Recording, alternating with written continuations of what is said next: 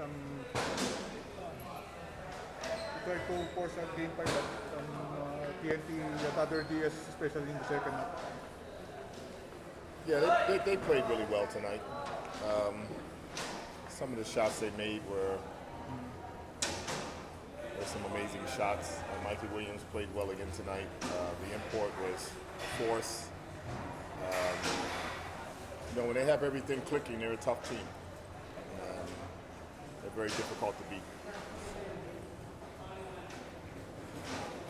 How would you assess your season, your conference? Disappointing in when you look at it from the fact that we just lost.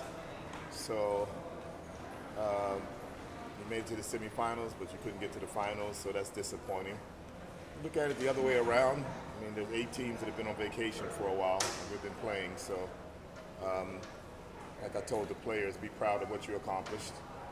You made it to the Final Four, which is an accomplishment, but of course it's disappointing because we just got eliminated tonight. It would have been your 5th time facing Ginebra if you won the series. Yeah, but the last 4 times is history already. This time around, I think Talking Tex showed that they deserve to be in the championship. I think they really outplayed us tonight, and they showed how talented they are. I mean, they're one of the more talented teams in the league, and the finals you're going to have 2 of the most talented teams we have in the Philippines, so they're going to be going up against each other. So it should be a good battle. What's next for Meralco? I think there's exhibition games in May. So basketball never stops. Never stops.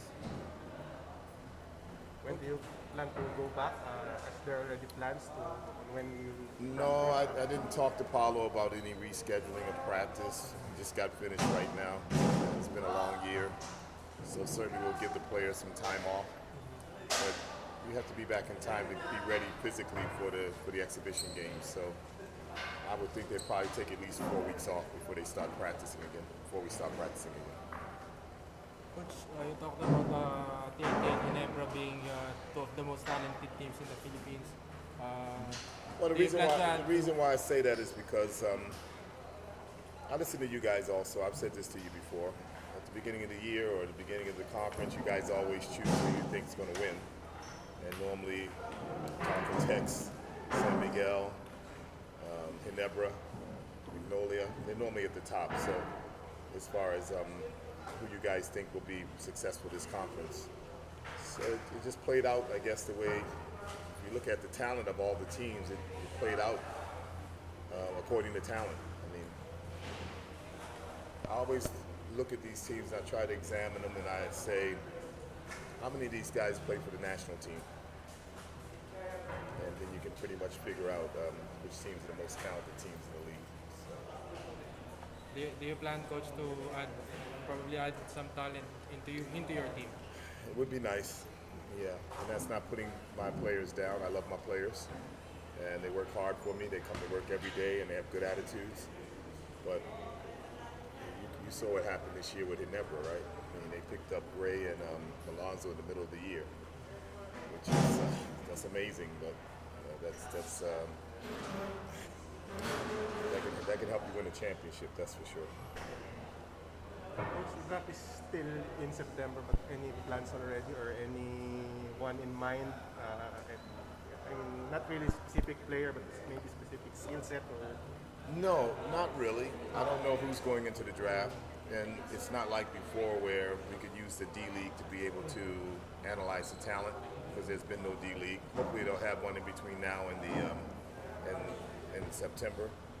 But there seems to be a lot of talent out there this year. The only problem is, like in our case, we have 1 pick, we have a first-round pick this year, so we'll want to use that pick to get better. But it's sometimes a little bit difficult because the strong teams end up with the top picks, so they end up getting stronger.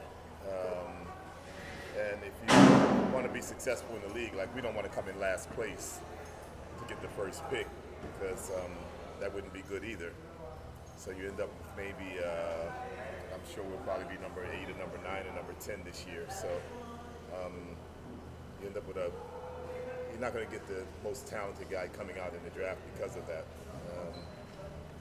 And most of the time, those picks go to the top, to the bottom teams. You guys know what I'm talking about. I don't have to say anymore, okay?